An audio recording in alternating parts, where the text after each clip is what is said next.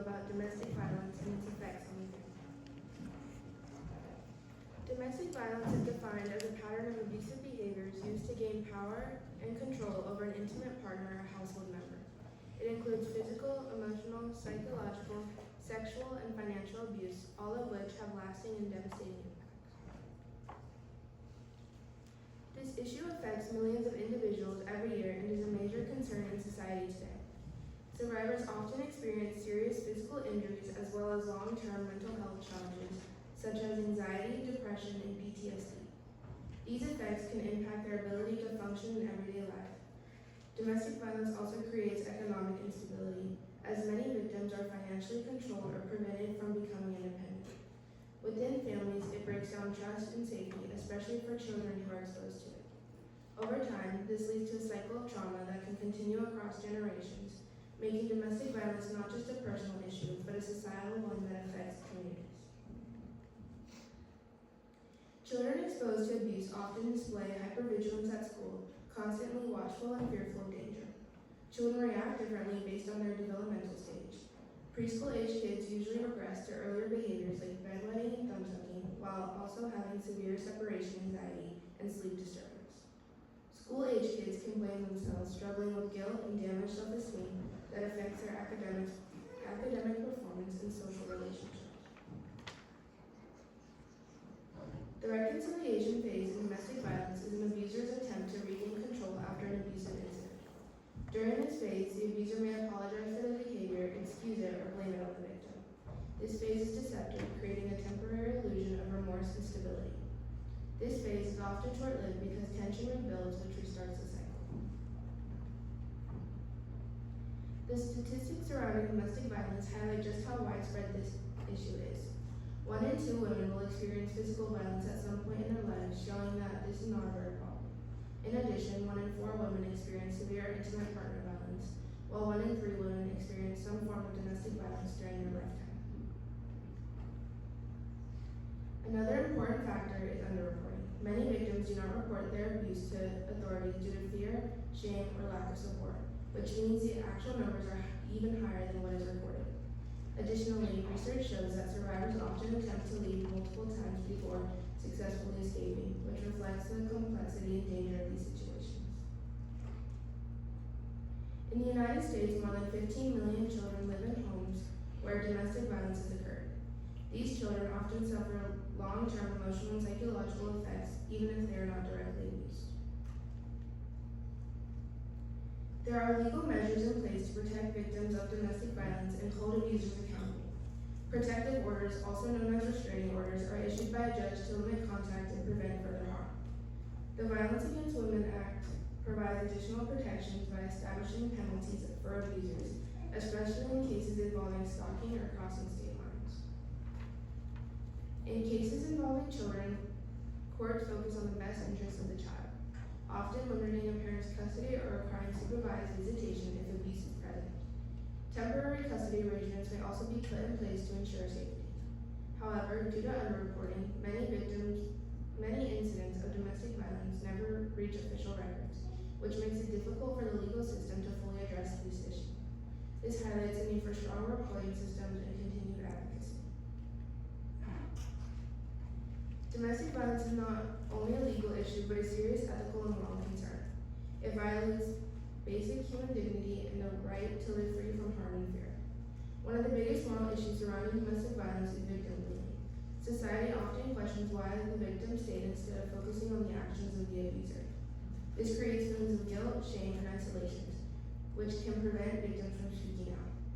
There is a moral responsibility for individuals and communities to support victims, challenge harmful beliefs, and hold abusers accountable. Ending domestic violence requires not only laws, but also a shift in attitudes where compassion and understanding replace judgment and silence. Domestic violence is not a new issue. It has existed throughout history and across many different cultures. In some societies, it has even been normalized or justified as a way to maintain control or social order. Research shows that in certain parts of the world, many young girls believe that abuse can be justified under specific circumstances. This reflects the impact of cultural norms and societal expectations. In patriarchal patriarchal societies where power is often unequal, women are likely to experience various forms of abuse, including physical, psychological, and sexual violence. Although there has been progress in recognizing domestic violence as a serious issue, there is still a need for continued global awareness and action to prevent it. In 1 Corinthians 1:13, love is described as patient, kind, and protective. It does not dishonor others, it is not self-seeking, and it does not delight in wrongdoing. These qualities stand in direct opposition to abuse. From a Christian perspective, domestic violence is completely incompatible with God's design for human relationships. The Bible teaches that all human life is sacred and that love should never involve fear, harm, or control. Christians are called to protect the vulnerable, stand against oppression, and bring truth into the light. Abuse is not an expression of love, it is a misuse of power and violation of human dignity. Therefore, faith should never be used to justify staying in abusive situations, but instead should encourage protection, accountability, and healing. To better understand the Christian response to domestic violence, it is important to recognize that Christianity is divided into three main branches: Eastern Orthodoxy, Protestantism, and Catholicism. Although their traditions and practices differ, they all emphasize human dignity and reject abuse, and they approach solutions in slightly different ways. In the Eastern Orthodox Church, human beings are seen as created in the image of God, which means every person has inherited dignity and worth. Marriage is considered a sacred union that reflects Christ's self-giving and sacrificial love, not domination or harm. Domestic violence is viewed as a serious sin because it distorts God's intention for human relationships and misuses of power. The church prioritizes the protection of the victim and allows separation when abuse is present in order to ensure safety. It also calls for accountability and healing within the community. Protestant traditions emphasize the authority of Scripture and the importance of a personal relationship with God. Many Protestant churches reject interpretations of Scripture that excuse or justify abuse. They prioritize the safety and well-being of victims and children over preserving a marriage at all costs. As a result, many Protestant communities support divorce in cases of abuse and encourage practical responses such as counseling and legal intervention. There has also been an increasing focus on trauma-informed care, recognizing the long-term effects of abuse and the need for compassionate support. The Catholic Church teaches that human life and dignity are sacred and must be protected. Marriage is viewed as a sacrament rooted in mutual love, respect, and self-giving. Domestic violence is clearly condemned as immoral and unjust because it violates human dignity and the common good. Although marriage is considered lifelong, the Church allows separation in cases of abuse to protect victims and children. Church leaders have made it clear that violence is never justified and protecting those who are vulnerable is a priority. Domestic violence is part of my story that few know. My mother was abused emotionally, financially, and physically for 20 years by the person who said he loved her. Before I was adopted, my mother had a very successful career while hiding her personal life. There were countless times she was thrown out of vehicles, her head through windshields, punched, kicked, guns used to control her, and isolated from friends and family. On one of these events, she was thrown out of a car. My godmother picked her up from the police station. They had to soak her in a bathtub to remove the dress from her. The most violent situation resulted in her wrist being broken in 4 places. She had 4 sprays in her arm, and to this day does not have full movement in her wrist, which affects the nice penmanship that she used to have. He received a felony domestic violence charge, his 3rd felony, and served time in jail. There isn't a part of a mother's body that does not have a scar from all the abuse she endured. My mother was hopeful his abusive behavior would change after I was adopted, but it didn't. The only time she left me alone with him, he picked me up from the babysitter, he kicked her door down, knocked her down, and drove off extremely drunk with me. Due to his drunk driving, he crashed the vehicle. It's a miracle I survived. The truck was completely totaled. My mother quit her career, we finally left, and she filed for divorce. This was the beginning of different abusive tactics that the abuser started using because he was losing control of us. She received full physical and legal custody of me and a maximum restraining order against him for 5 years. For 6 years, I was court-ordered to see him with a paid court supervisor. We would meet at the Marysville Police Department, wait for the supervisor to show, and then my mom would hand me off to the supervisor to visit with him. I would see him maybe once a week with the paid supervisor. He was not allowed to leave the Yuba Center area with me, and we were court-ordered supervisor, which made me feel safer. I remember he would always make big promises, which led to me being let down by him not following through. I remember him chasing us at the kindergarten drop-off and Miss Evans hiding us in the daycare room. I remember him trying to get into our house, kicking down the front door, and crying while hiding from him. I remember him chasing us with the car and driving through the fence while my mom ran with me behind the trees to hide from him. I remember him locking my grandmother out of her brand new house that she had built and not letting her live in it. He repainted our house entrance to what he referred to as Caltrans orange as a reminder to my mom that she was in prison and would never be able to leave. The scariest memory for me was when he left his gun unattended on the table in the living room. He grabbed his gun that he used on my mom for years, and he told me to kill and shoot my mom.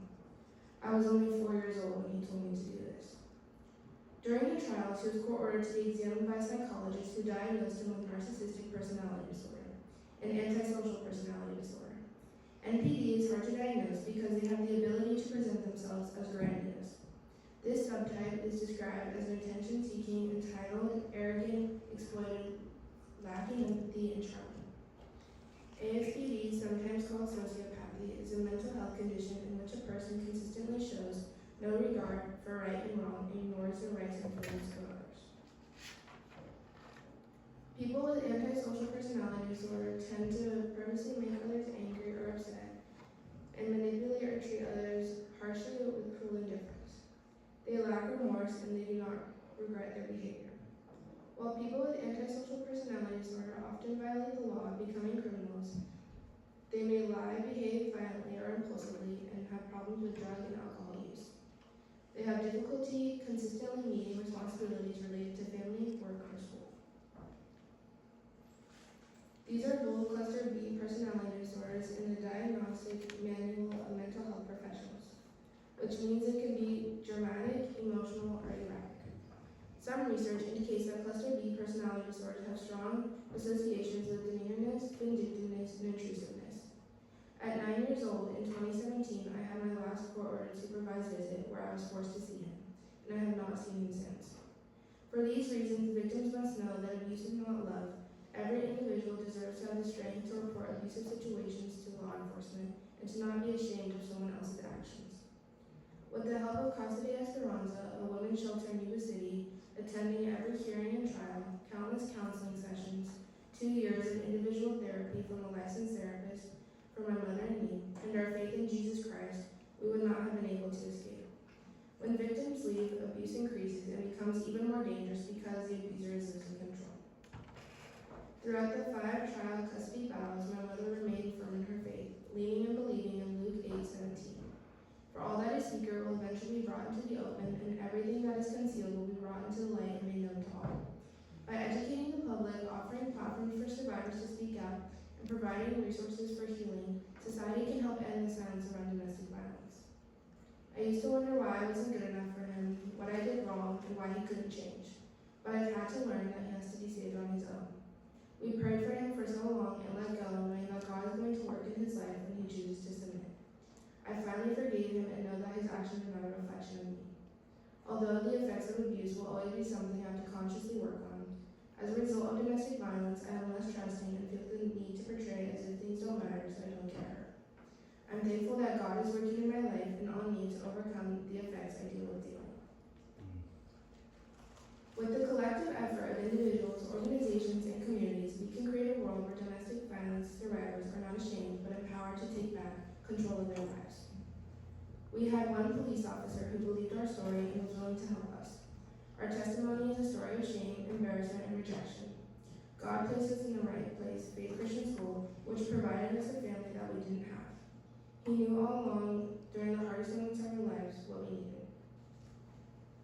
2 amazing teachers who testified for us and whom we are forever grateful for helped pave the way for our safe future. Leaving abuse is not easy, but we are proof with the few who will walk through fire with you, lots of prayer, and being faithful to what God instructs. God has provided for us our safety and blessed us with a new set of friends that are family, and knowing that we are worthy and loved is a blessing that we do not take for granted. My mom has always told me that I saved her life. She never had the courage to leave him before until she became a mother. In actuality, we saved each other, and this scripture is a reminder of how great we are loved. Jeremiah 29:11. For I know the plans I have for you, declares the Lord, plans to prosper you and not to harm you, plans to give you a hope and a future.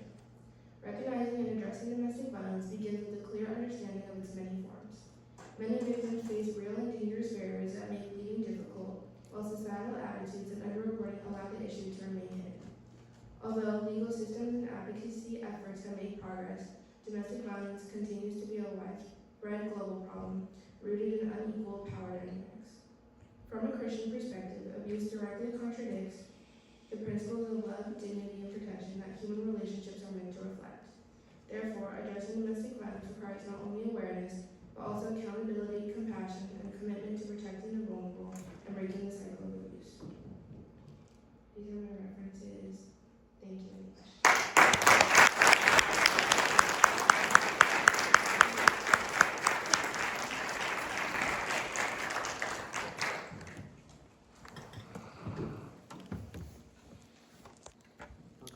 Any questions? So I think I have a different perspective on this, or maybe more like really understand. Oh, can everybody not hear me? My voice is huge. We just thought it would be Okay. nice. I don't want to blast you out with that thing. So basically having seen one of my daughters almost marry someone diagnosed with exactly what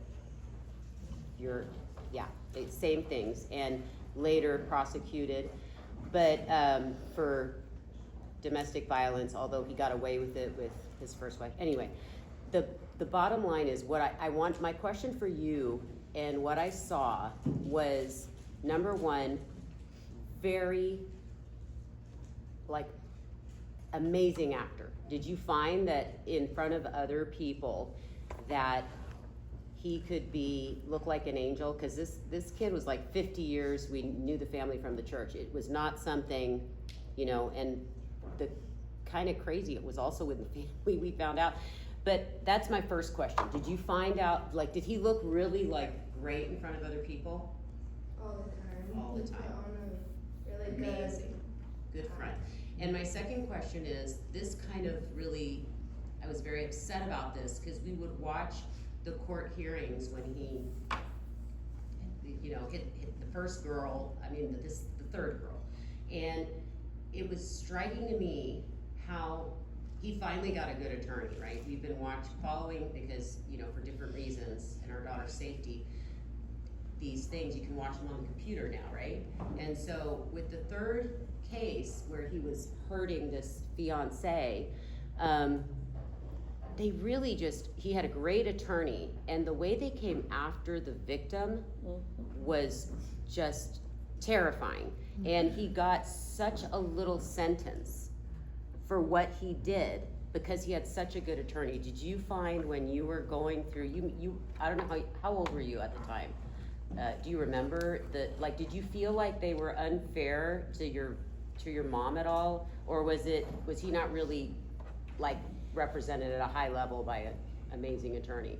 No, he had a lot of different attorneys because he couldn't keep one attorney and he would pay them, but my mom had her one attorney throughout all 5 trials. So did you feel like they were fair to her? Because actually that's the same thing that happened to this guy. He kept not paying, and then finally he got one that was just, somehow he got lucky. And she was really good. But did you find that they were fair to her, or did the attorneys try to knock your mom down and make her look bad?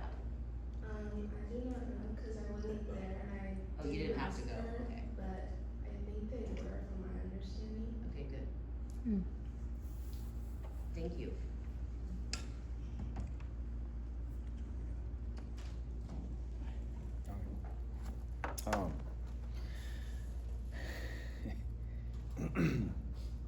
So can you describe it all, how, first of all, hold on, let me pump the brakes here. I was extraordinarily courageous for you to confess things that are that deep in your personal life. And I can't wait to see how God uses you to be a comfort to someone else who's gone through something similar.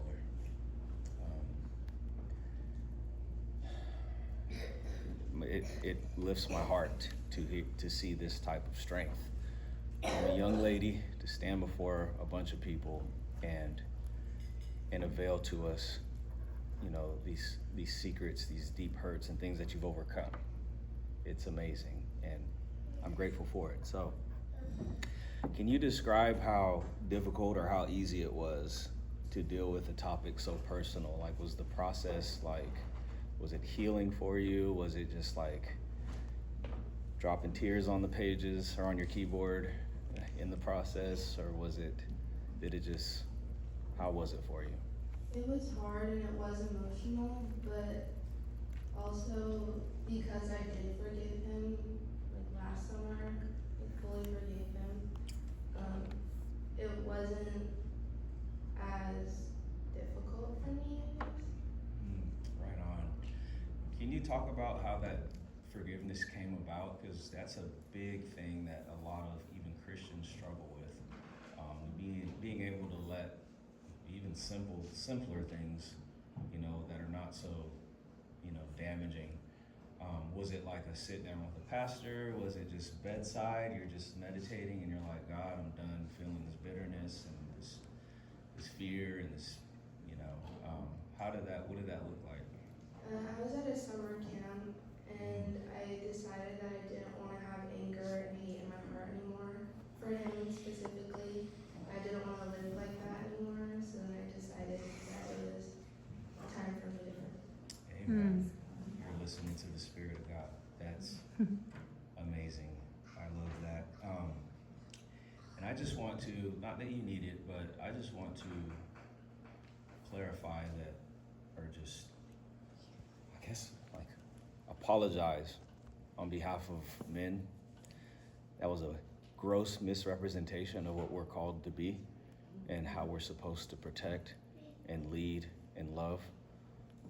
And just may your hopes ever be toward God in your perspective of men going forward.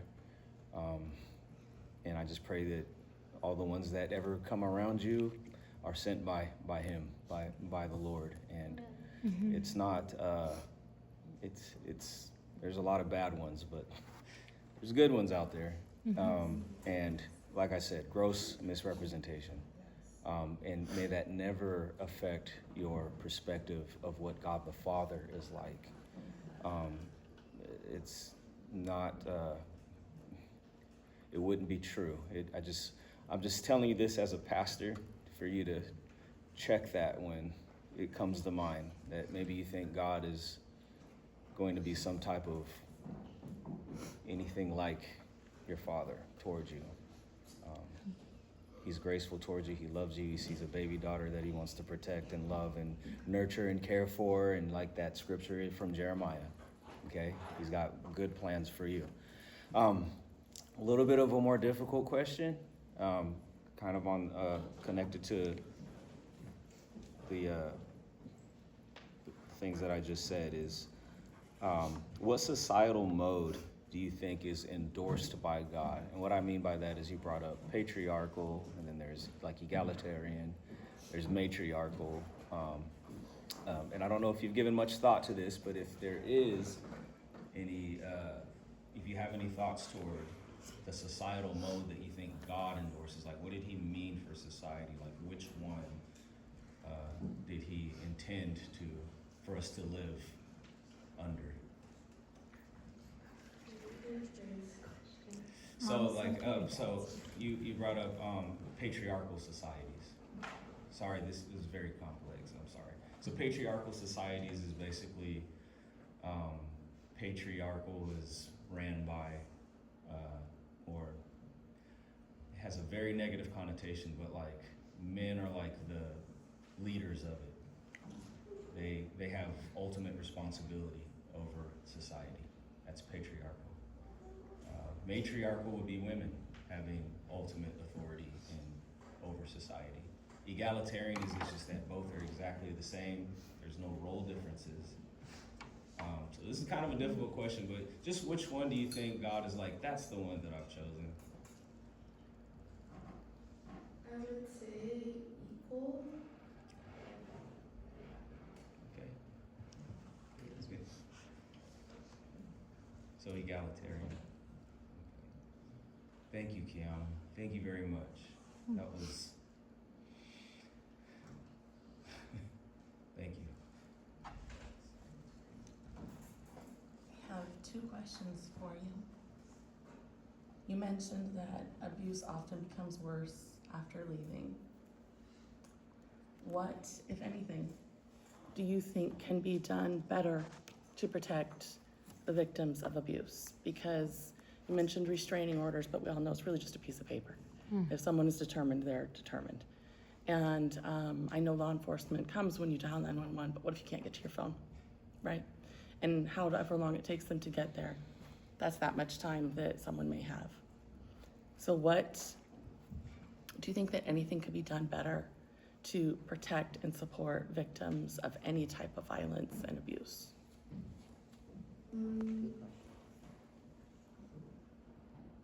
I'd say just listening as a form of like helping, because I know when somebody finally listened to me and my mom and like believed what we went through was really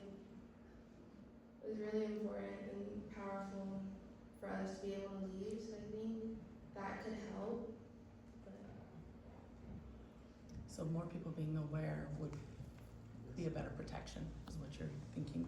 Okay, thank you. My second question is, for someone who is close to a family member, a friend, whatever, a coworker even, who doesn't necessarily see signs of physical abuse, but that person is being abused. Like financially, there really aren't very many signs if you don't know what to look for, right? Emotionally, mentally, verbally, there aren't always loud signs to look for.